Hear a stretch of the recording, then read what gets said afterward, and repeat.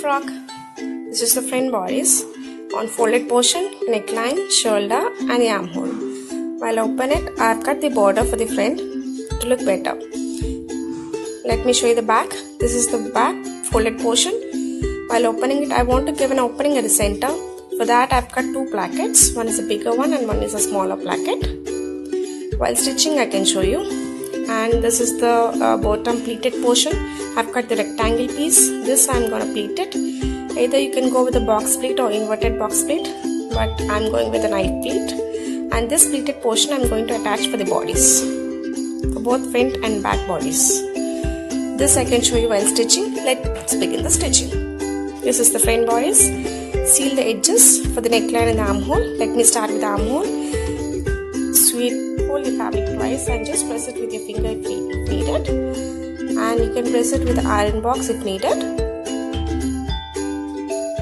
Since it is curvy, just be careful. Now neck is too curvy than the armhole, so make sure the raveling doesn't come out. Sew the neckline properly.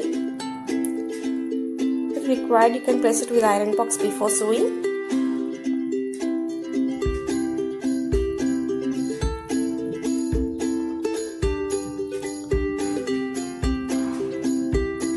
Repeat it with the other armhole too.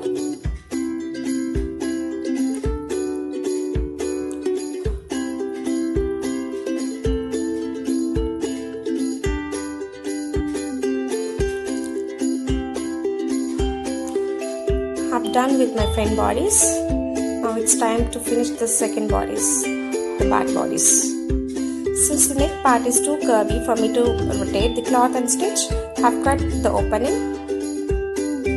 Either you can do the cutting before or after, but for me to sew the edge properly, I've cut before.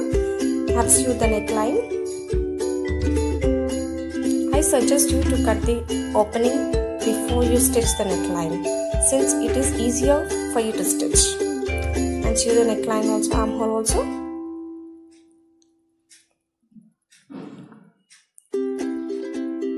And it's time to finish the placket, left and right. So for the left opening, I'm using a thin placket, and for the right one, I'm using a broad placket. For the left placket, the thinner one, just fold it twice and attach this placket to the left bodice. Just stitch lock at the starting and at the ending.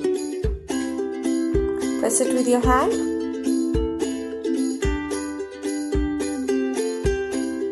Pull it completely inside and just make one stitch.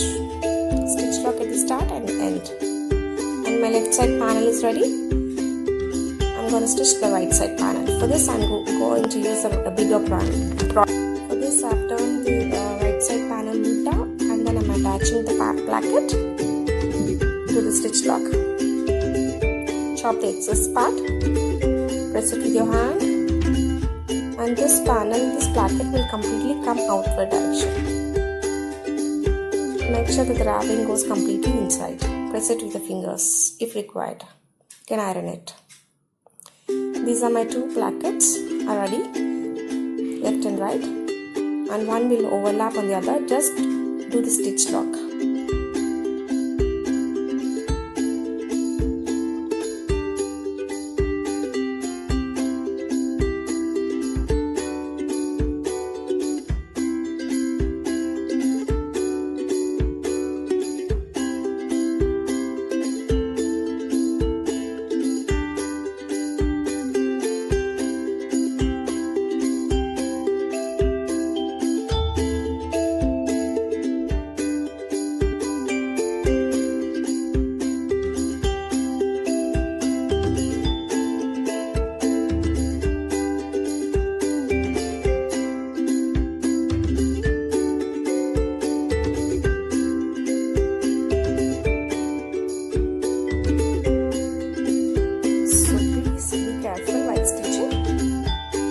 Starting, I'm leaving 2-3 inches straight stitch. Why? Because it goes inside because of seam. So I'll start pleating from 3 inches.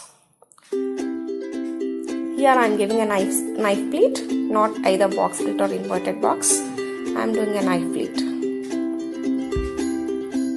Since I have more cloth, I print with a knife blade. I'm pleating it in the center portion itself. I've left 4 inches that side and I've left 4 inches at this end. Since it is the sides,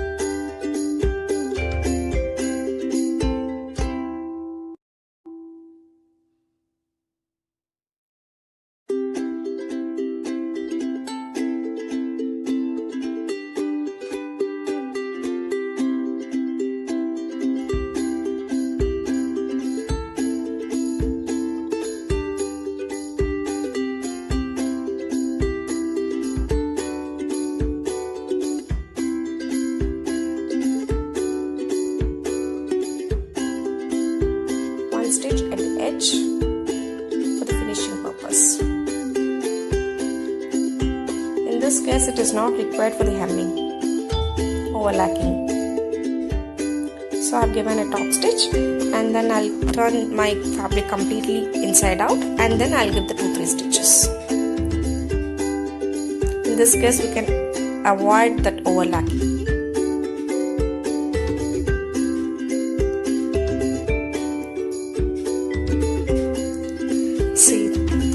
I've given an outer stitch and then I'll completely ulta my fabric inside out and I'll give a top stitch. I'll let 1 inch of seam allowance and I'll give 2 stitches. 2 stitches this side and 2 stitches that side. Make sure you have to give a stitch lock at the starting and at the edge. See, these are the 2 stitches. And at last, sew the edge.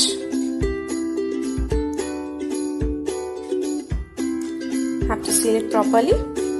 Press it with your hand or iron bots if required.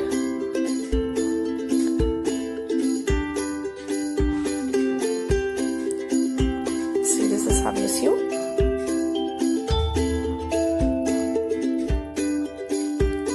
Press it nicely. It's done. And this here is my frock. A 1-year baby girl. Thank you for watching.